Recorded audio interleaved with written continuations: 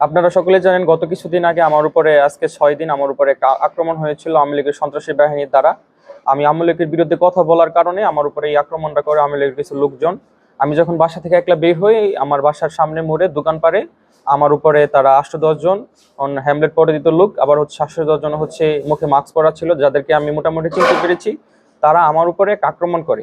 আক্রমণ পরিপ্রেক্ষিতে আমার আর ভাই বাসায় যাইতেছিল, আমার ভাই পরে পরবর্তীতে এখানে আমাকে দেখতে পারে যাতে আমার উপরে তারা মারধর করতেছে, পিস্তলের গাড়া দিয়ে আমার উপর মাথার মধ্যে আঘাত করতেছে। তখন আমার ভাই মেজো ভাই দৌড়ে আসে, আসার পরে আমার বাইরেও অনেক আঘাত করে।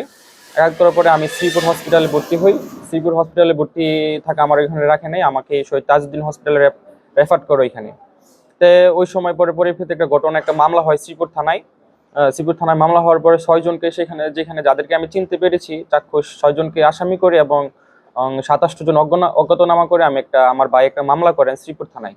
মামলার পরিপ্রেক্ষিতে বলা হয়েছে যাতে আসামিগুলাকে যত দ্রুত সম্ভব অ্যারেস্ট করা হবে, কিন্তু বিগত সময় কালকে আমি শুনতে পেরেছি যাতে আসামিগুলা অ্যারেস্ট না করেই এই 3 জন আসামি জামিন নিয়ে ফেলেছে জেলা জজকোর্ট থেকে। যতদিন হসপিটাল ভর্তি ছিলাম তারা একটা নির্দিষ্ট মতো একটা নাটক সাজিয়েছিল যাতে তাদের বাসায় কে বা কার আক্রমণ করছে। আমি আমার ভাই দুজনেই হসপিটালে ভর্তি, তারা নিজস্ব লোকজন দিয়ে তাদের বাসায় ভাঙচুর করে এই দায়টা আমার এবং আমার ভাইয়ের উপর বা আমার সাথে যারা চলে তাদের উপর এই দায়টা তারা ফালানোর চেষ্টা করেছে। আওয়ামী লীগের বিরুদ্ধে একটা সাক্ষাৎকার দিছিলাম, আমি কথা বলছিলাম ইউপি চেয়ারম্যান বিরুদ্ধে আমাদের কেওয়া বাজারের এখানে।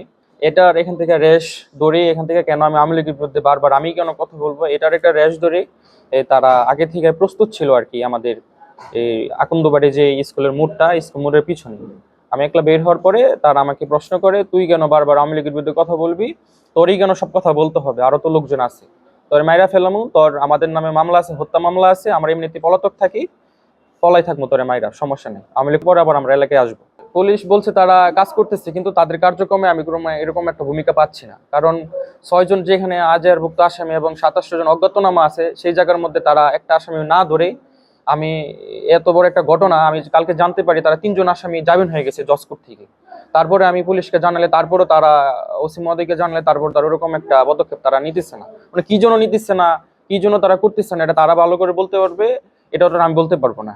আমার যতটুকু মনে হয় আমি বিগত সময়ে যত চাঁদাবাজের বিরুদ্ধে আমি কথা বলছি, আপনারা কম বেশি সকলেই জানেন, মানা চৌরাস্তা বলেন, বিভিন্ন জায়গায় বলেন, একটা চক্র আমাকে প্রথম থেকে পুড়িয়ে ফেলার একটা হুমকি দিছিল একটা চক্র, আবার একটা চক্র আমাকে মেরে ফেলার হুমকি দিছিল। আমার যতটুকু ধারণা এই চক্রটা তাদের সাথে সম্পৃক্ত আছে এই ঘটনার সাথে। আমার যতটুকু ধারণা এই সরকার দলের না, মানে একটা চক্র, মানে অবৈধ যে হাসিনা আমলের যে একটা চক্র ছিল, এই চক্র মামলা নেওয়া পর্যন্ত কি আমার দায়িত্ব শেষ, আমার কি আসামি ধরতে হবে না? এত বড় একটা ঘটনা ঘটছে, আমার মাথায় 14টা শিলি আমি নিয়ে এখানে বসে আছি। আমার রিপোর্ট এত একটা ভালো আসে নাই, আমাকে থেরাপি নিতে বলছে 6 মাস, হালকা জখম হয়েছে আমার মাথায়।